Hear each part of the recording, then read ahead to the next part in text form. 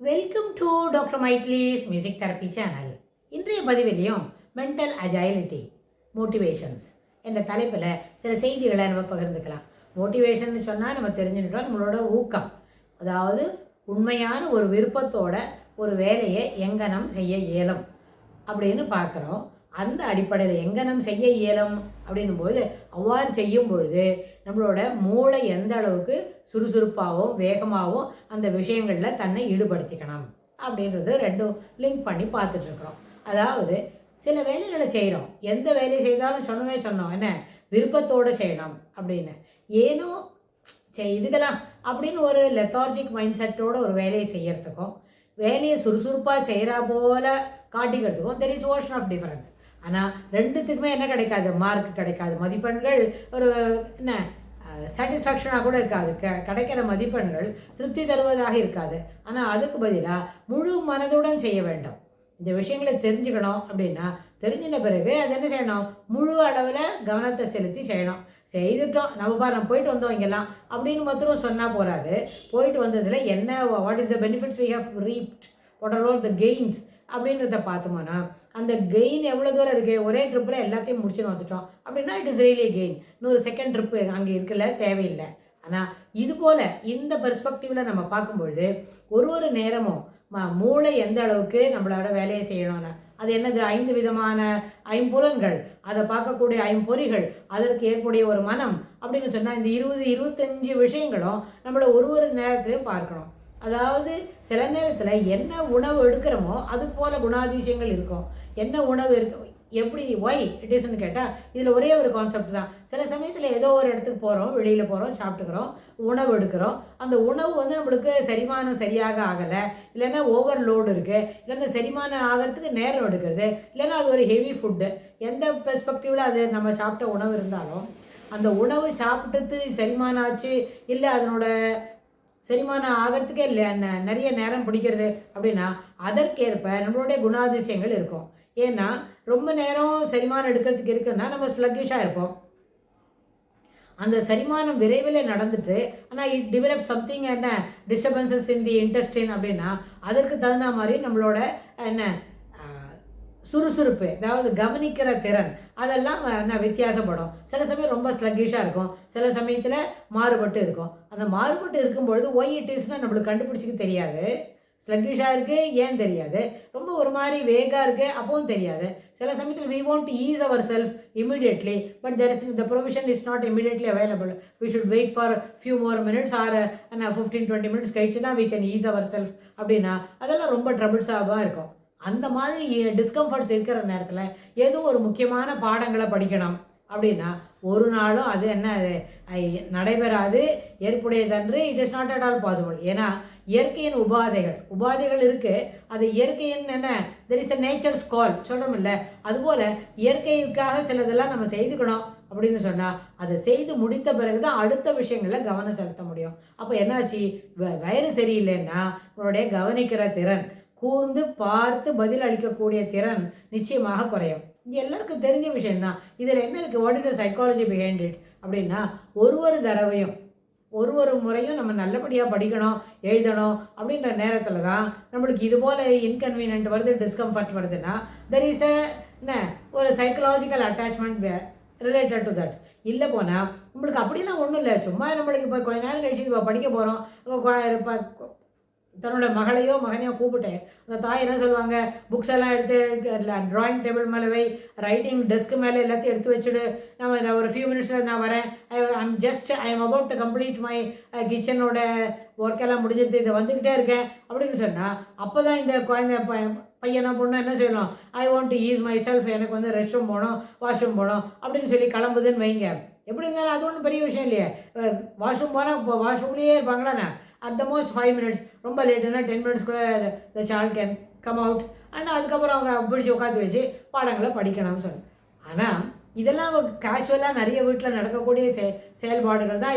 இதுக்கு ஒன்றும் புதுசாக எக்ஸ்ப்ளனேஷன் தேவையில்லை.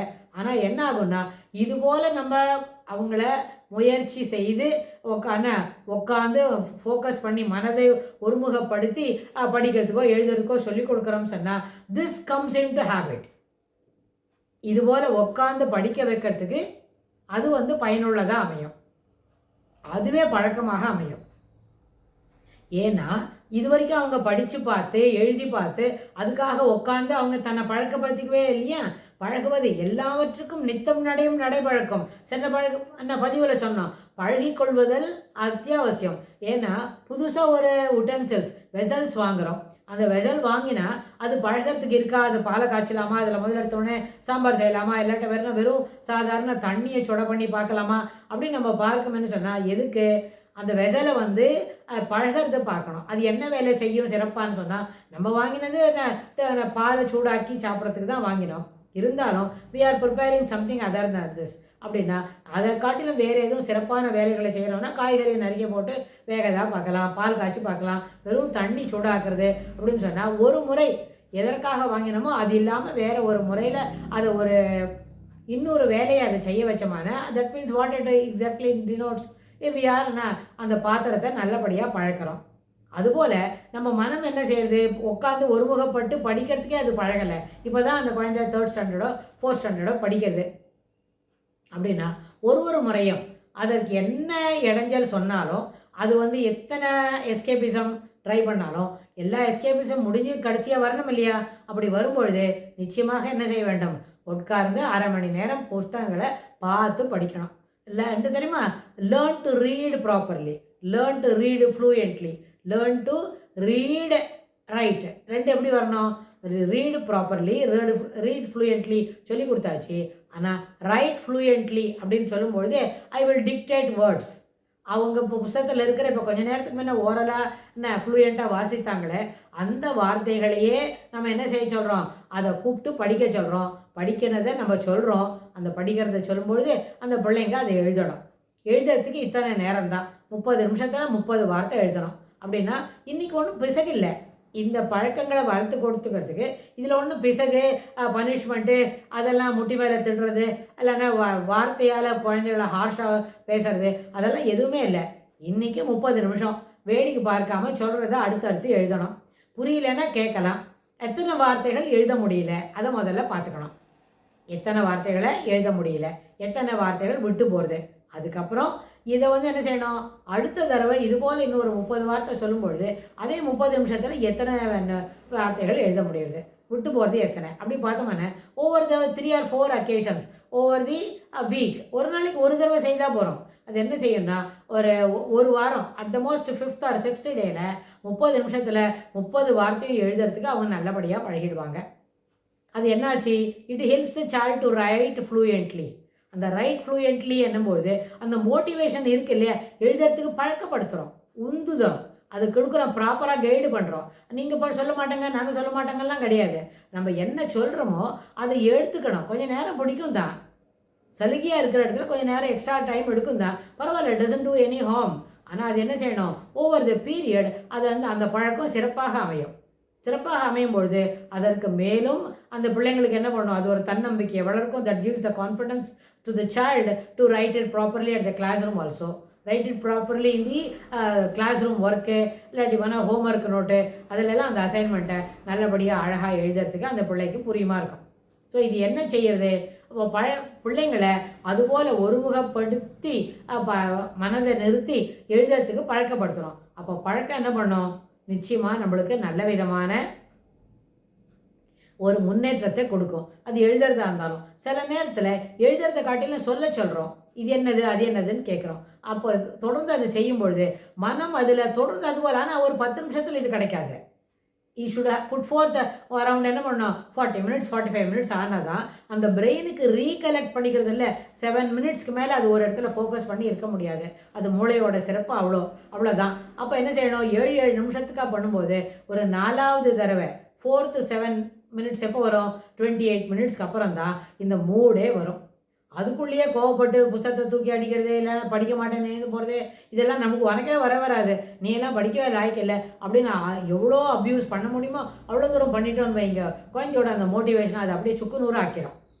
அதற்கெல்லாம் தாயாக இருந்தாலும் ஆசிரியராக இருந்தாலும் அதற்கு எந்த இது கிடையாது, தகுதியே கிடையாது. அதெல்லாம் குழந்தைகளை அப்படி பேசக்கூடாது. No negative words should come in between.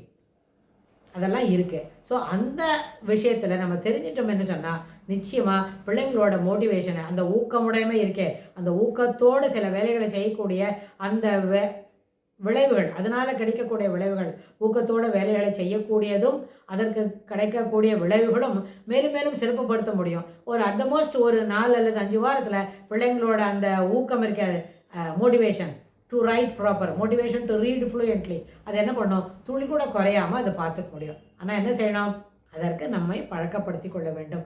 இப்படி அந்த 30 நிமிஷத்தில் இந்த வார்த்தைகளை எழுதுறதுன்னு சொன்னால், if it is coming out ஒரு 50% மேலே கரெக்ட் வருதுன்னு வைங்க, உடனே ஒரு incentive. It may be in the form of money, it may be in the form of candies, or it may be in the form of hug and money. எப்படி வேணால் இருக்கலாம், candy இருக்கலாம், மணி இருக்கலாம், இல்லை அவங்களுக்கு என்ன தேவையோ அது கொடுக்கலாம். சிலப்போ விளையாடுறதுக்கு கேட்குறாங்கன்னு எழுதி முடிச்சுட்டு 15-20 மினிட்ஸ் ப்ளே டைம் அப்படி கொடுத்தோமான பிள்ளைங்களோட படிப்பு சிறப்பாக அமையும். ஆனால் இது ஒரு தாய் இந்த வேலையை செய்கிறது ரொம்ப சிறப்பு மெச்சத்தகுந்தது. ஆனால் ஒரு டியூஷன் சென்டரில் இது போல் செய்வாங்களான்னு கேட்டால் பெரிய கொஸ்டின் மார்க்கு தான், ஏமாற்றமே மிஞ்சும். அதனால் எப்பொழுதும் ஒரு பசங்களுக்கு படிக்கிறதுல ஆர்வத்தை வளர்க்க வேண்டும் என்றால் அந்த முயற்சி தாய் தகப்பனோடதோ இல்லை தாத்தா பாட்டியோதோ இருக்கணும், தாத்தா பாட்டியோடதாகவோ இருக்கணும், இல்லை தாய் தகப்பனோடதோ இருக்கணும் அப்படின்னு சொல்லி இந்த பதிவை நம்ம நிறைவு செய்கிறோம். இதுக்கு தொடர்புடைய செய்திகளை வரப்போகிற பகுதிகளிலும் பார்க்கலாம். தேங்க்ஸ் ஃபார் வாட்சிங்.